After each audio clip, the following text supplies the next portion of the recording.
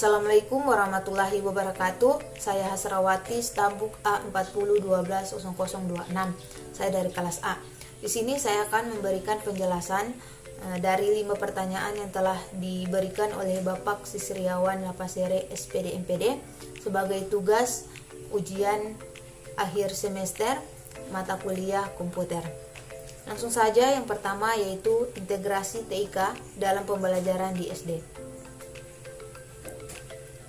Pengertian integrasi TIK. Integrasi berasal dari bahasa Inggris integration, yang berarti kesempurnaan atau keseluruhan. Dan untuk teknologi informasi dan komunikasi atau TIK, yaitu suatu teknologi yang digunakan untuk mengolah data, termaksud memproses, mendapatkan, menyusun, menyimpan, memanipulasi data dalam berbagai cara untuk menghasilkan informasi yang berkualitas. Jadi, integrasi TIK adalah kegiatan menggabungkan antara kecanggihan teknologi dengan kegiatan pembelajaran dengan tujuan mempermudah penguasaan peserta didik terhadap materi yang diajarkan. Jadi dapat dikatakan bahwa integrasi TIK dalam lingkup sekolah dasar adalah penggabungan kecanggihan TIK ke dalam pembelajaran atau sistem administrasi pada lingkup sekolah dasar yang dilakukan oleh semua pihak, terutama guru. Selanjutnya, bentuk integrasi TIK di lingkup sekolah dasar. Integrasi TIK tidak hanya terjadi di tingkat sekolah yang lebih tinggi. Saat ini sekolah dasar juga melakukan integrasi TIK ke dalam lingkup pembelajaran di sekolah. Hal ini bertujuan untuk mengenalkan peserta didik pada kecanggihan TIK agar dapat menggunakannya dengan baik dan bijak dalam kegiatan pembelajaran. UNESCO mengklasifikasikan tahap penggunaan TIK dalam pembelajaran ke dalam 4 tahap. Yang pertama yaitu tahap emerging. Tahap emerging ini tahap di mana seseorang baru mulai menyadari akan pentingnya TIK dalam kegiatan pembelajaran dan belum berupaya untuk menerapkannya. Yang kedua yaitu ada tahap applying. Tahap applying ini adalah tahap di mana TIK telah dijadikan sebagai objek untuk dipelajari atau dimasukkan ke dalam mata pelajaran. Selanjutnya, yang ketiga yaitu ada tahap integrating. Tahap integrating ini merupakan tahap di mana TIK telah mulai diintegrasikan atau dipadukan ke dalam kurikulum pembelajaran. Yang keempat yaitu ada tahap transformasi. Tahap transformasi adalah tahap yang paling ideal di mana TIK telah menjadi prioritas bagi perubahan pendidikan. TIK diaplikasikan secara penuh baik untuk proses pembelajaran maupun administrasi lembaga pendidikan. Selanjutnya, Utomo menyebutkan ada 2 pendekatan yang dilakukan guru ketika merencanakan yang mengintegrasikan TIK, yaitu yang pertama pendekatan topik, di mana pendekatan topik ini menjadikan topik atau satuan pembelajaran sebagai acuan. Secara sederhana, langkah yang dilakukan yaitu yang pertama menentukan topik, yang kedua yaitu menentukan tujuan pembelajaran yang ingin dicapai, ketiga menentukan aktivitas pembelajaran dan software seperti penggunaan modul, baik itu modul online maupun offline, LKS, program audio, DVD, CD-ROM, dan lain sebagainya yang relevan untuk mencapai tujuan pembelajaran dengan maksimal. Yang kedua yaitu ada pendekatan software. Pada pendekatan software ini menganut langkah yang sebaliknya. Langkahnya yaitu yang pertama mengidentifikasi software seperti buku, modul, baik modul secara online atau offline, LKS, baru penggunaan audio, DVD, CD-ROM, dan lain sebagainya. Kedua yaitu menyesuaikan dengan topik dan tujuan pembelajaran yang relevan dengan software yang ada. Contoh penggunaan video pembelajaran yaitu proses terjadinya hujan pada pelajaran IPS di SD. Selanjutnya, jadi pemanfaatan TIK sangat penting guna meningkatkan mutu pembelajaran dan pendidikan sekolah dasar. Hal-hal yang perlu dilakukan dalam rangka pemanfaatan TIK ini adalah dengan menyediakan prasarana dan fasilitas TIK untuk murid dan guru yang memungkinkan mereka mengakses informasi. Di samping itu juga sekolah mengintegrasikan TIK dalam pendidikan sekolah melalui kurikulum yang sesuai dan dukungan sumber daya dan mendorong tumbuhnya lingkungan berbasis komunitas yang kondusif terhadap manajemen perubahan. Selanjutnya, yang kedua yaitu penerapan pembelajaran TIK di sekolah dasar pada kelas rendah dan kelas tinggi. Pengenalan TIK sangat dibutuhkan dalam pembelajaran komputer di sekolah dasar. Pada tingkat sekolah dasar, biasanya pengenalan TIK lebih cenderung ke arah kemampuan menggunakan komputer dan internet daripada media yang lain. Hal ini dikarenakan pengenalan media komputer lebih dibutuhkan oleh siswa dalam proses pembelajaran dan pencarian informasi. Pengenalan materi tentang komputer sangat beragam bentuk dan jenis dalam proses pengoperasiannya, dan hal itu dapat dilakukan seorang guru dengan memberikan teori-teori tentang komputer disertai dengan prakteknya. Pada kelas rendah dan tinggi ada perbedaan dalam membelajarkan penggunaan media komputer. Pembelajaran komputer di kelas rendah masih terlihat begitu ringan daripada pembelajaran komputer di kelas tinggi, karena siswa di kelas tinggi pasti cara berpikirnya sudah berbeda dengan siswa kelas rendah. Dan proses pengenalan TIK di tingkat sekolah dasar masih tergolong ringan dibandingkan dengan tingkatan pendidikan di atasnya. Pengenalan tentang komputer pada sekolah dasar itu contohnya ialah pengenalan Microsoft Word, macam-macam perangkat keras, macam-macam perangkat lunak, cara untuk menghidupkan komputer, dan lain sebagainya. Baiklah, yang ketiga yaitu penggunaan fungsi Microsoft Excel minimal 5 button yang ada di menu bar. Pertama yaitu menu Home. Tab menu Home merupakan tab menu yang paling banyak digunakan untuk formatting dasar dalam Excel. Fungsinya adalah untuk formatting font, alignment, number, cell, dan editing. Nah, pada menu Home ini ada beberapa grup, yaitu ada grup clipboard, font, alignment, number, style, cell, dan editing. Nah, di sini saya akan memberikan beberapa penjelasan tentang fungsi icon yang ada di menu Home. Pertama yaitu fungsi icon bold. Bold ini berfungsi untuk mempertebal tulisan. Nah, untuk mempertebal tulisan ini, pertama kita blok terlebih dahulu tulisan yang ingin kita pertebal seperti ini, kemudian kita klik icon bold ini. Nah, untuk icon di sebelah bold ini adalah italic. Fungsi icon italic ini untuk memiringkan tulisan, dan icon underline ini berfungsi untuk memberikan garis pada bawah tulisan. Selanjutnya itu ada icon font. Icon font ini untuk merubah ya font. Di sini kita bisa memilih font sesuai dengan yang kita inginkan. Itu kita klik dulu, kita blok terlebih dahulu, kemudian kita pilih font dari bagian ini. Di sini kita ubah, ini saya pilih Bell MP. Nah, di sini fontnya ini sudah berubah ya. Nah, dan selanjutnya yaitu icon font size. Icon font size ini berfungsi untuk merubah ukuran font. Dan selanjutnya yaitu ada icon fill color. Icon fill color ini berfungsi untuk memberikan warna pada sel. Contohnya, pertama itu kita klik dulu tulisan yang ingin kita beri warna pada selnya. Kita klik ini seperti ini, kemudian kita ke icon fill color, kita klik, kemudian pilih warna sesuai dengan yang kita inginkan. Nah, seperti ini. Nah, selanjutnya yaitu icon border, bottom border. Bottom border ini berfungsi untuk membuat garis bingkai sel. Nah, Untuk membuat garis bingkai sel, pertama kita blok terlebih dahulu ya selnya, tulisannya seperti ini. Ini sesuai ya kolom jumlah baris yang kita inginkan seperti ini. Kemudian kita ke menu home, kita klik icon button border ini, kita klik pada bagian anak panah ini, kemudian pilih all border. Nah, di sini sudah berbentuk tabel ya.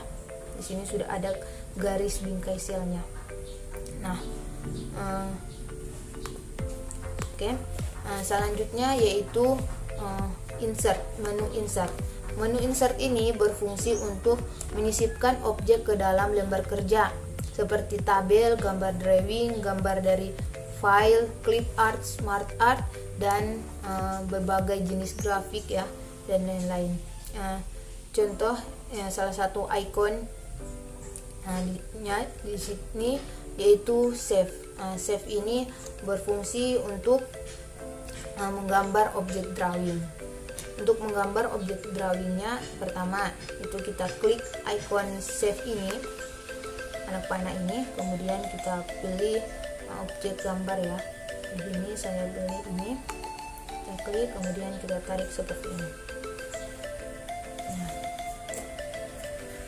Nah, di sini pada bagian tengah ini kita bisa memberikan kata ya.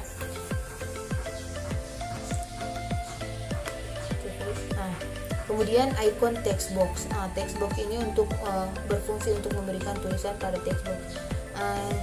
Yaitu pertama kita klik dulu text box icon ini, kemudian kita klik pada text box yang ini. Dan di sini kita bisa memasukkan tulisan seperti tulisan text box. Nah, seperti ini. Selanjutnya yaitu yang ketiga, menu page layout. Menu page layout ini berfungsi untuk mengatur tata letak maupun tampilan lembar kerja pada Microsoft Excel. Nah, di sini terdapat beberapa ya, banyak icon ya yang dapat digunakan. Nah, di sini salah satunya yaitu icon margins. Icon margins ini berfungsi untuk mengatur lembar teks pada dokumen. Kita bisa klik ya, di sini kita bisa memilih ya ukurannya, batas-batas pada kertas. Nah, selanjutnya yaitu icon orientation. Icon orientation ini berfungsi untuk mengatur posisi halaman. Di sini kita bisa pilih portrait atau landscape. Selanjutnya icon size. Icon size ini berfungsi untuk mengatur ukuran kertas yang digunakan. Nah, di sini ada beberapa banyak ya ukurannya yang dapat digunakan. Di sini saya membeli kertas ukuran A4. Selanjutnya yaitu icon menu formula. Menu formula ini merupakan menu inti dari aplikasi Microsoft Excel yang berfungsi untuk melakukan perhitungan dalam suatu sel atau range. Salah satu icon yang saya jelaskan di sini yaitu icon auto zoom. Icon auto zoom ini berfungsi untuk melakukan perhitungan cepat seperti zoom, penjumlahan, average, rata-rata, max, nilai terbesar, min, nilai terkecil, atau point, total angka dari nilai atau nilai. Nah, contoh di sini ya, di sini ada seperti ini.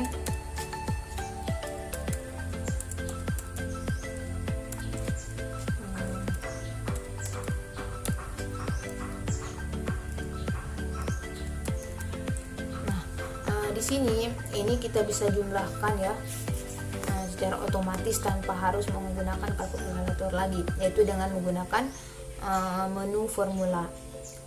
Contoh yaitu pertama di sini kita klik ini, kita blok, kemudian pilih auto zoom, kita klik itu kita klik auto zoom. Nah, di sini setelah itu kita klik enter. Oke, di sini sudah ada jumlah ya dari keseluruhan ini tanpa kita harus menghitungnya melalui kalkulator.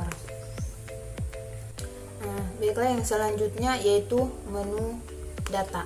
Nah, menu data ini berfungsi untuk melakukan pengolahan data yang diambil dari data eksternal, atau menu data ini juga digunakan untuk mengatur penggunaan data pada worksheet atau lembar kerja. Nah, di sini ada banyak ya ikon yang dapat kita gunakan. Nah, di sini contoh salah satu ikonnya itu text to column. Text to column ini berfungsi untuk melakukan pengolahan teks di dalam sel untuk dipisahkan sesuai format yang ada. Contohnya yaitu pertama kita klik dulu tulisannya, kita klik seperti ini, kemudian kita pilih text to column. Nah, setelah itu kita pilih delimited, kemudian next. Nah, pada bagian tab ini kita hilangkan tanda checklistnya, kemudian pilih koma. Nah, di sini komanya dapat dilihat pada data preview ini, komanya ini hilang dan tulisan ini akan terbagi menjadi beberapa sel. Pertama yang dalam satu sel terbagi menjadi beberapa sel. Kemudian kita klik next, kemudian finish. Nah, di sini dapat dilihat ya perubahannya. Di sini pertama tulisan yang terdapat dalam satu sel, setelah kita melakukan menggunakan text to column, icon text to column, tulisannya ini terbagi menjadi beberapa sel. Okay.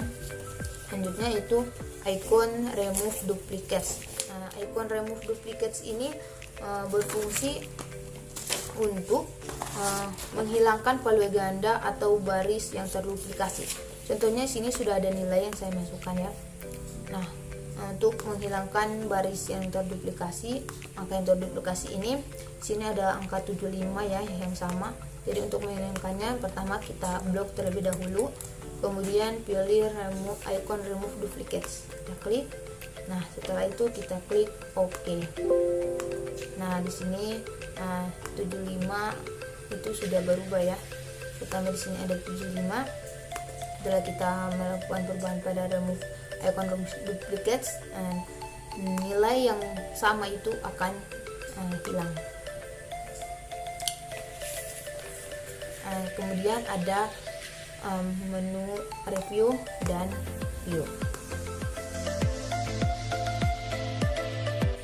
Yang keempat yaitu penggunaan fungsi Microsoft PowerPoint minimal 5 fungsi button yang ada di menu bar. Nah, yang pertama yaitu ada menu home. Menu home ini berfungsi untuk menyunting tampilan isi slide presentasi. Pada tab home ribbon ini terdiri dari 6 tools group, yaitu ada clipboard, slides, font, paragraph, drawing, dan editing. Nah, pada menu home ini terdapat banyak ya icon yang dapat kita gunakan yang sangat berfungsi. Nah, salah satunya yaitu new slide. New slide ini berfungsi untuk melakukan perintah untuk menambahkan slide baru ke dalam presentasi.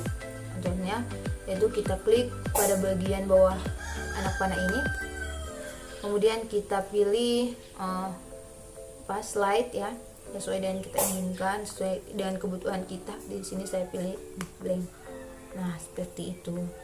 Yang kedua yaitu ada icon layout. Layout ini berfungsi untuk melakukan perintah merubah tampilan pada slide yang terpilih. Isi dari layout ini sama dengan new slide. Contohnya kita klik ini, kemudian kita klik layout, kemudian kita pilih. Nah, di sini berubah ya. Nah, dapat dilihat perubahannya ya. Nah, yang ketiga yaitu ada icon reset. Nah, icon reset ini perintah untuk mengembalikan objek baik ukuran ataupun format ke pengaturan awal. Nah, lanjut, di sini juga ada icon font. Icon font ini berfungsi untuk merubah huruf ya, bentuk huruf.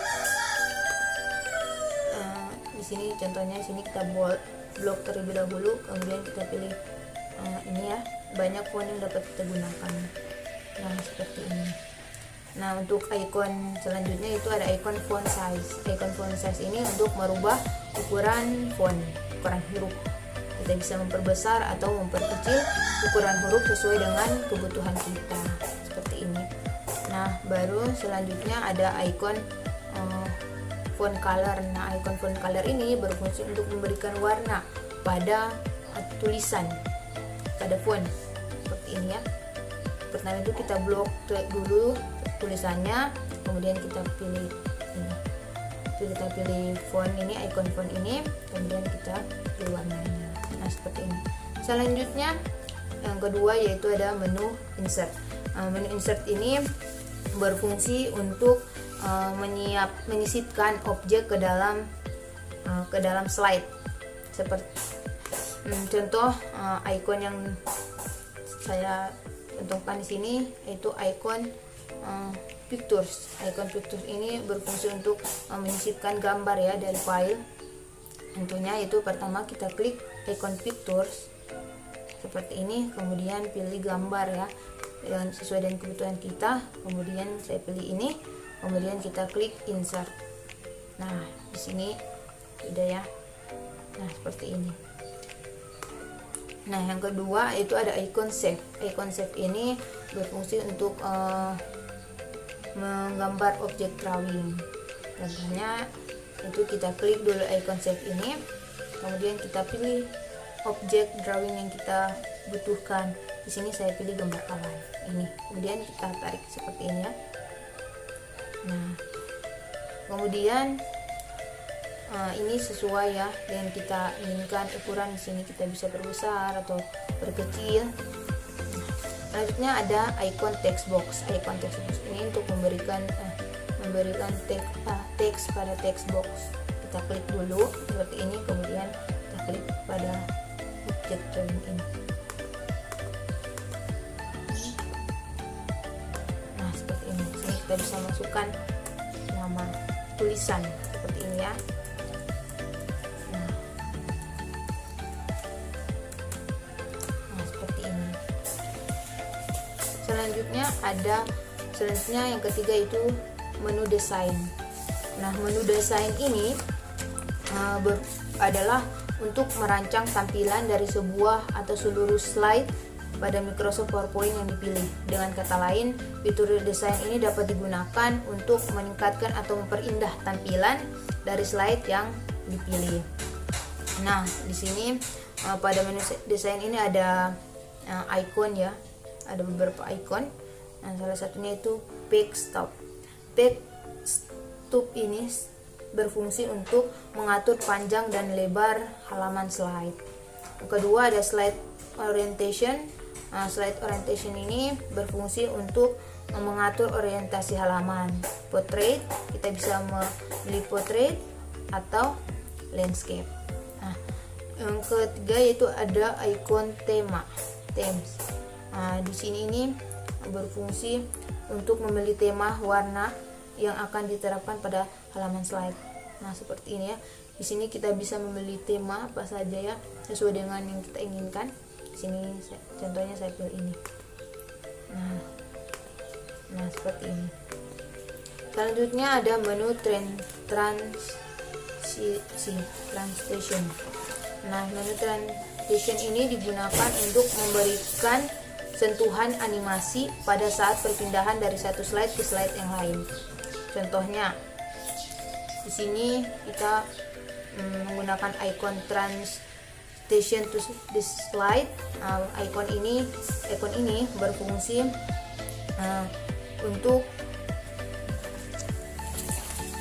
berfungsi untuk mengatur efek transisi.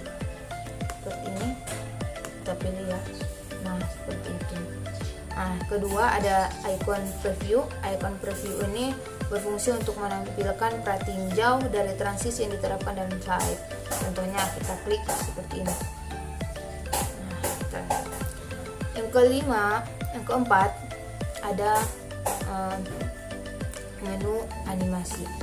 Menu animasi ini berfungsi untuk menambahkan efek animasi terhadap objek seperti gambar atau tulisan dalam slide. Nah, di sini contoh ada icon preview. Icon preview ini berfungsi untuk menampilkan pratinjau dari animasi yang telah diterapkan atau digunakan pada objek dalam slide. Jadi di sini kita harus memasukkan dulu efek animasinya, baru bisa digunakan icon preview ini. Itu dengan cara pertama kita klik dulu ini, kemudian kita ke menu animasi, icon animation. Icon animation ini fungsinya untuk berfungsi untuk menambahkan efek animasi terhadap objek seperti gambar atau tulisan. Itu kita klik dulu ini, kemudian kita pilih pada bagian ini. Nah, di sini banyak ya efek animasinya. Begini saya gunakan file ini. Nah, seperti itu. Kemudian icon efek options. Efek options ini berfungsi untuk mengatur arah atau bentuk dari animasi yang telah diterapkan. Contohnya seperti ini ya. Kita klik. Nah, di sini kita bisa mengubah ya. Ini dari atas. Oke, ini dari bawah. Seperti itu. Selanjutnya yaitu menu slideshow. Menu slideshow ini berfungsi untuk menampilkan slide kepada para audiens pada Microsoft PowerPoint. Nah, di sini ada salah satu icon ya. Ikonnya yaitu from beginning. Di sini icon from beginning ini berfungsi untuk menampilkan presentasi PowerPoint dari awal slide hingga akhir slide PowerPoint. Contoh, kita klik ini, kemudian kita klik OK. Nah, seperti ini ya fungsi dari menu slideshow. Selanjutnya ada fungsi review dan view, di mana review ini berfungsi untuk memeriksa kembali ejaan. Kemudian menu view ini berfungsi untuk mengatur mode presentasi.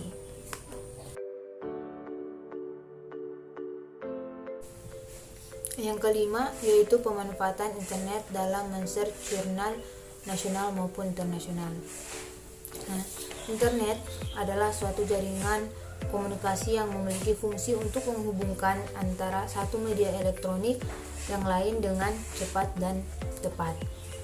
Nah, internet ini sangat bermanfaat bagi kehidupan, di mana kita bisa menggunakan internet dalam media komunikasi atau mencari berbagai sumber informasi, dan masih banyak lagi pemanfaatan internet dalam kehidupan.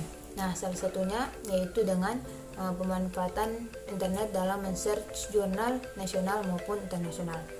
Nah, untuk men-search jurnal atau mencari jurnal, yang pertama kita buka Google, kemudian kita klik dan kita ketik salah satu link untuk mencari jurnal, yaitu Google Scholar.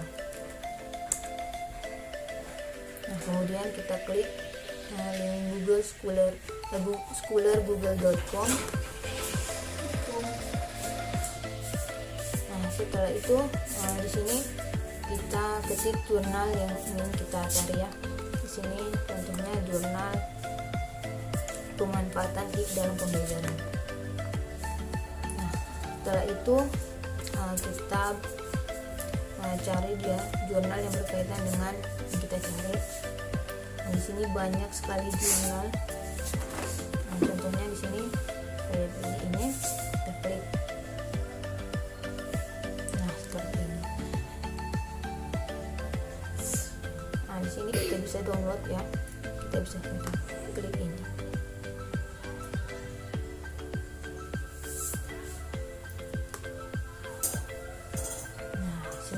Sudah terdownload. Oke. Selain Google Scholar, ada juga link untuk men-search jurnal, yaitu salah satunya ProQuest. Seperti ini. Nah, ini. Kemudian ada juga PubMed.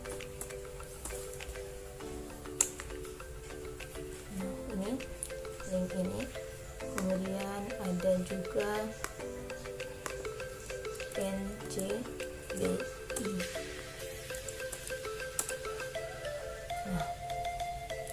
Nah, itulah beberapa penjelasan yang bisa saya jelaskan.